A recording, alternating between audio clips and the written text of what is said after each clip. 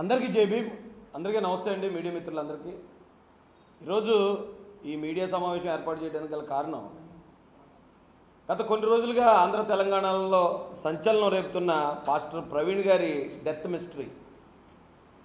ఆయన రాజమండ్రి దగ్గర ఆయన చనిపోవడం జరిగింది. తద్వారా చాలామంది అది హత్య ఏమో అని చెప్పి ఆంధ్ర తెలంగాణలో ఉన్న క్రైస్తవులందరూ చాలా ఆందోళన చెందారు. వాళ్ళు ర్యాలీలు చేశారు, ప్రభుత్వానికి వినతులు అందించారు. అయితే ఈ సంఘటనని కొద్దిమంది కావాలని తప్పుదారి పట్టించడానికి ఇప్పటికి కూడా ప్రయత్నిస్తున్నారు. అలాంటి ప్రతి ఒక్కరికి కూడా తెలుగుదేశం పార్టీ అధికార ప్రతినిధిగా నేను తెలియజేసే విషయం ఒకటే. పోలీసు వారు కానీ ప్రభుత్వం కానీ ప్రతిరోజు మీకు చెప్తూనే ఉన్నారు, ఒకవేళ అది హత్య అని మీ దగ్గర ఏమైనా ఆధారాలు ఉంటే దయచేసి మీరు పట్టుకొచ్చి పోలీసులకు అందించండి, ఆ కోణంలో దర్యాప్తు చేస్తామని. పోలీసు వారు ఈ విషయం జరిగిన వెంటనే ప్రాథమికంగా ఇది రోడ్డు ప్రమాదంగా ఉందని వారు గుర్తించడం జరిగింది. గుర్తించినప్పుడు ఆ రాజమండ్రి గవర్నమెంట్ హాస్పిటల్కి నేను కూడా వెళ్ళాను అదే రోజు. ఆ రోజు నేను అక్కడ చూసిన తర్వాత పోలీసు వారి వివరాలు తీసుకున్నాక అక్కడ సిచ్యువేషన్ అంతా నేను పరిశీలించాక ఇది 90% యాక్సిడెంట్ లాగే కనిపిస్తుంది, ఎవరో ఆందోళన చెందొద్దని మేము అక్కడ మాట్లాడటం జరిగింది. మరుసటి రోజు పోలీసు వారు ఇచ్చిన ప్రాథమిక సమాచారం మేరకు గౌరవ మంత్రివర్యులు నారా లోకేష్ గారు కూడా ట్వీట్ చేశారు. అయితే దీని మీద చాలామంది అనుమానాలు వ్యక్తం చేస్తున్నారు. కాబట్టి పాస్టర్ ప్రవీణ్ పగడాల గారు గతంలో కొన్ని డిబేట్లు చేశారు, ఆయన కొంతమంది శత్రువులు ఉన్నారు. కాబట్టి ఇది హత్యేమో అనే కోణంలో పోలీసు వారు దర్యాప్తు కూడా ప్రారంభించారు. దీన్ని అదునుగా తీసుకుని పాస్టర్ ప్రవీణ్ గారి మృతదేహాన్ని, ఇంకా డైరెక్ట్గా చెప్పాలంటే ఆయన శవాన్ని రాజకీయానికి వాడుకుందాం, స్వలాభానికి వాడుకుందాం అని కొంతమంది ప్రయత్నించారు. దానిలో మొట్టమొదటి వ్యక్తి గౌరవ మాజీ ఎంపీ హర్ష్ కుమార్ గారు. రెండో వ్యక్తి ఇప్పుడు వైఎస్ఆర్సీపీ నాయకులైన జూపూడి ప్రభాకర్ గారు. మూడో వ్యక్తి కేఏ పాల్ గారు. ఓకే, కేఏ పాల్ గారి విషయాల్ని ఎవరో పెద్దగా పట్టించుకోరు అనుకోండి, కానీ వీళ్ళిద్దరూ ఇంటెన్షనల్గా ఇది యాక్సిడెంట్ హత్య అనేది ఇంకా కన్ఫర్మ్ అవ్వకుండా యాక్సిడెంట్ జరిగిన రోజే, ఎప్పుడైతే ఆయన చనిపోయిన రోజు ఏదైతే ఉందో అదే రోజు హర్ష్ కుమార్ గారు అక్కడికి గవర్నమెంట్ హాస్పిటల్ దగ్గరికి వెళ్ళి ఇదంతా కూడా హత్యే, కన్ఫర్మ్ ఇది హత్య, నాకు డాక్టర్లు కూడా చెప్పారు, అలాగే ఇదంతా కూటమి ప్రభుత్వం చేస్తుందని బేస్లెస్ ఎలిగేషన్స్ చేశారు. అయినా కూడా ప్రభుత్వం కానీ పోలీస్ కానీ ఎక్కడ సంయమనం కోల్పోకుండా వారి ఎంక్వైరీ అంతా కూడా పూర్తిగా హైదరాబాద్ నుంచి సంఘటన జరిగిన ప్లేస్ దాకా పూర్తిగా ఎంక్వైరీ పోలీస్ డిపార్ట్మెంట్ ముగించడం జరిగింది. ఇప్పటికే హర్ష్ కుమార్ గారికి 2 సార్లు పోలీసులు నోటీసులు ఇచ్చారు. మీరు డైరెక్ట్గా అది హత్యాన్ని కన్ఫర్మ్ చేస్తున్నారు, మీరు పోస్ట్ మార్టం చేసిన డాక్టర్లను బెదిరిస్తున్నారు, పోలీసు వారి మీద బేస్లెస్ ఎలిగేషన్ చేస్తున్నారు, ఇది గవర్నమెంటే చేసింది అంటున్నారు, తెలంగాణలో రీపోస్ట్ మార్టం చేస్తాను అంటున్నారు. మీ దగ్గర ఆధారాలు ఉంటే వచ్చి పోలీసులకు ఇవ్వండి అని చెప్పినప్పుడు హర్ష్ కుమార్ గారికి కొవ్వూరు డిఎస్పీ దేవకుమార్ గారికి ఎంత దూరం ఉందండి? 10 కిలోమీటర్లు వెళ్ళి ఎందుకు మీరు ఆధారాలు ఇప్పటి వరకు సబ్మిట్ చేయలేదు? మీ దగ్గర ఆధారాలు లేనప్పుడు ఎందుకు ఆంధ్ర తెలంగాణలో ఉన్న క్రైస్తవ సమాజాన్ని మొత్తం తప్పుదారి పట్టించే విధంగా మీరు ఎందుకు మాట్లాడారు? నేను క్లియర్గా అడుగుతున్నాను, ఈరోజు నేను డిమాండ్ చేస్తాను మిమ్మల్ని. మీకు ఇది హత్య కాదు, ఇది ప్రమాదమే అని చెప్పి మీకు ఆ పోస్ట్ మార్టం చేసిన రోజే తెలుసు. మీకు తెలుసు అంటానికి నా దగ్గర ఆధారాలు ఉన్నాయి. మీకు తెలిసి కూడా దీన్ని హత్యగా నమ్మించడానికి, క్రైస్తవుల్ని ప్రభుత్వం మీదకి రెచ్చగొట్టడానికి, ఇక్కడ క్రైస్తవులు హిందువుల మీదకి రెచ్చగొట్టి శాంతి భద్రతల సమస్యలు తీసుకురావడానికి, మత కల్లోలాలు సృష్టించడానికి ఈ హర్ష్ కుమార్ గారు కానీ లేదా జూపూడి ప్రభాకర్ గారు కానీ కేఏ పాల్ గారు కానీ ఎందుకు ప్రయత్నించారో ప్రజలందరికీ మీరు తెలియజేయాల్సి ఉంది.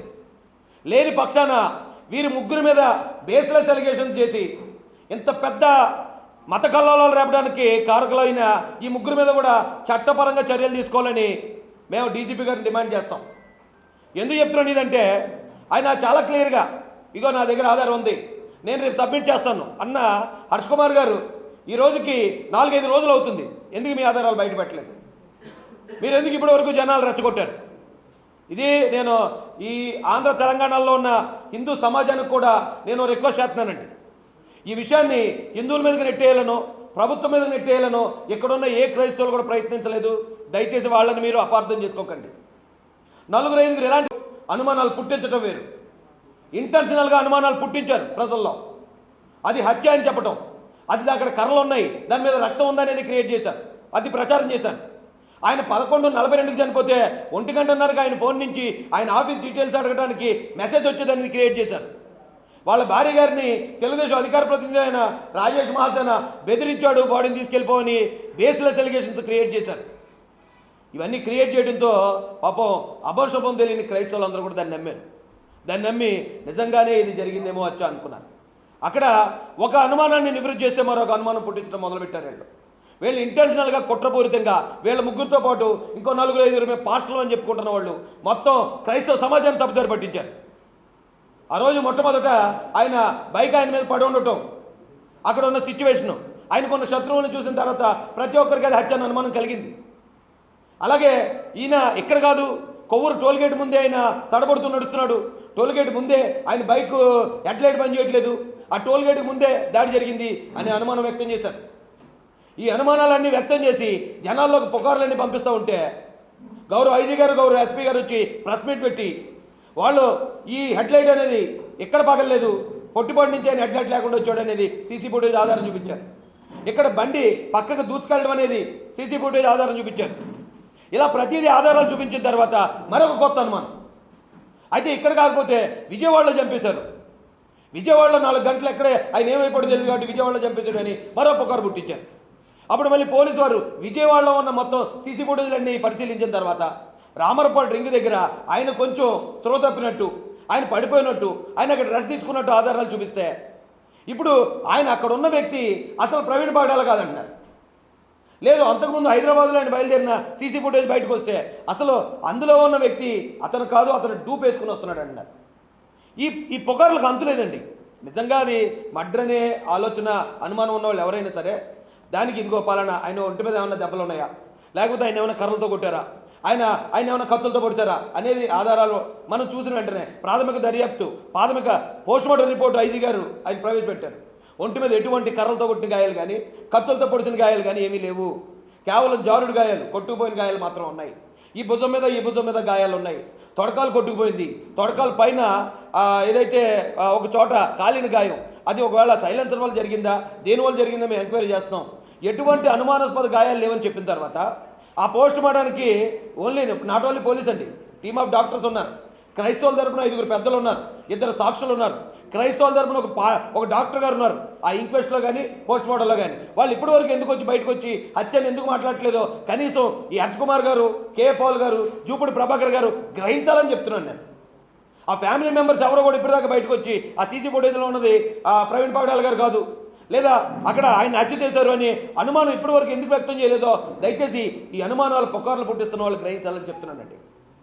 ప్రభుత్వాన్ని ఇంటెన్షనల్గా బ్యాడ్ చేయాలని, ప్రభుత్వం మీద, చంద్రబాబు నాయుడు గారి మీద వీళ్ళకున్న పాత అక్కసు తీర్చుకోవాలని, మత కలహాలు రేపడానికి కూడా ప్రయత్నం చేసిన ఇలాంటి దుర్మార్గుల్ని ఖచ్చితంగా చట్టపరంగా శిక్షించాలి. ఆల్రెడీ రాజమండ్రిలో ఇలాంటి పుకార్లు రేపుతున్న ఒక వ్యక్తిని అరెస్ట్ చేయడం, రిమాండ్కి పంపడం కూడా జరిగింది. ఏది చెప్తే అదే. ఇక్కడ ప్రవీణ్ పగడాల గారిని చూపిస్తే మాస్క్లో ఉన్నాడు ఆయన కాదంటారు. ఒకవేళ డైరెక్ట్గా ప్రవీణ్ పగడాల గారు పేజ్ చూపించినా కూడా లేదు, ఎవరో ప్రవీణ్ పగడాల గారిలా మాస్క్ వేసుకున్నారని పుకార్లు పుట్టించి ఇప్పటికింకా కూడా క్రైస్తవ సమాజాన్ని తప్పుదోవ పట్టించే పరిస్థితులు ఉన్నాయి. దయచేసి వీళ్ళందరూ కూడా మేము ఒకటే హెచ్చరిస్తున్నాం, మీ దగ్గర నిజంగా ఆధారం ఉంటే మీరు ఇప్పటికే పోలీసులకు వచ్చి చూపించుండేవారు. ఆధారాలు లేకుండా అక్కడ చంపేశారు, ఇక్కడ చంపేశారు, అలా కాదు ఇలా కాదని రకరకాల పుకార్లు పుట్టించి మీరు మత కలహాలు రేపడానికి మీరు చేసిన ప్రయత్నం ఈరోజు ఆంధ్ర తెలంగాణలో ఉన్న క్రైస్తవ, ముస్లిము, హిందూ సమాజం మిమ్మల్ని నమ్మలేదు కాబట్టి ఈరోజు ఇంత ప్రశాంతంగా ఉంది. ఈ ఆంధ్రప్రదేశ్లో ఎప్పుడు కూడా ఈ రకమైన మత కలహాలు ఎప్పుడూ లేవు. అందరూ అన్ని కులాల వాళ్ళు, అన్ని మతాల వాళ్ళు ఇక్కడ అభివృద్ధిని కాంక్షిస్తారు తప్ప ఒక మతాన్ని చంపేయాలి, ఈ మతమే బతకాలనే వాళ్ళు ఎవ్వరు కూడా ఇక్కడ లేరు. కానీ ఇంత పెద్ద కుట్ర చేశారు. ఈ కుట్ర ఈ రోజున ఆంధ్రప్రదేశ్ పోలీసు సమర్థవంతంగా వాళ్ళ ఎంక్వైరీలో ప్రతి ఒక్కదానికి ఆధారం తీసుకొచ్చి ప్రతి ఒక్కదానికి ఎవిడెన్స్ చూపిస్తూ వాళ్ళు ఈ రోజున ప్రజలకి చేసిన మేల్ని ఎప్పటికీ మర్చిపోలేమండి. అన్ని కులాల తరపున, అన్ని మతాల తరపున ఈ ఆంధ్రప్రదేశ్ పోలీసుకు కానీ వెంటనే స్పందించిన నారా లోకేష్ గారికి, నారా చంద్రబాబు నాయుడు గారికి, అలాగే హోంమంత్రి వంగల్పూడి అనిత గారికి కూడా హృదయపూర్వక ధన్యవాదాలు తెలియజేస్తున్నాం. ఖచ్చితంగా ఇలాంటి పుకార్లు ఎవరైనా బేస్లెస్ ఏ ఆధారం లేకుండా పుకార్లు పుట్టించేవారు ఎవరైనా ఉంటే వాళ్ళ మీద కూడా కఠినమైన చర్యలు తీసుకోవాల్సిందిగా పోలీసు వారిని కూడా మేము డిమాండ్ చేస్తూ నేను ముగిస్తానండి. Thank you very much.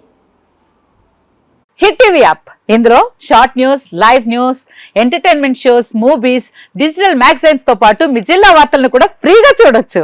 అంతేకాదు కేజీ నుంచి పీజీ వరకు విద్యార్థులకు స్కాలర్షిప్ కూడా అందిస్తున్నాం. ప్రతి వారం 10 మందికి లక్కీ డ్రా ద్వారా ఒక్కొక్కరికి 10,000 రూపాయలు అందిస్తున్నాం. ఇంకెందుకు ఆలస్యం, వెంటనే హిట్ టీవీ యాప్ ని డౌన్లోడ్ చేసుకుని ఫ్రీగా ఎంటర్టైన్మెంట్ పొందండి. Hit TV app. Hit TV app. Please download hit TV app. Hit TV యాప్ని ఫ్రీగా డౌన్లోడ్ చేసుకొని ఎంజాయ్ చేయండి. మీకు నచ్చిన ఎంటర్టైన్మెంట్ కోసం హిట్ టీవీ యాప్ ని ఫ్రీగా డౌన్లోడ్ చేసుకుని ఎంజాయ్ చేయండి. హిట్ టీవీ యాప్ని డౌన్లోడ్ చేసుకుని ఆస్వాదించండి, ఆశీర్వదించండి. ఇంతమంది సెలబ్రిటీలు హిట్ టీవీ యాప్ ని డౌన్లోడ్ చేసుకోండి అని చెప్తున్నారంటే ఎంత మంచి యాప్ ఆలోచించండి. అమెరికా అమెరికా అమెరికా అమెరికాలో చదవాలనుకునే వాళ్ళకి విశ్వసనీయమైన పేరు మన శౌర్య కన్సల్టెన్సీ.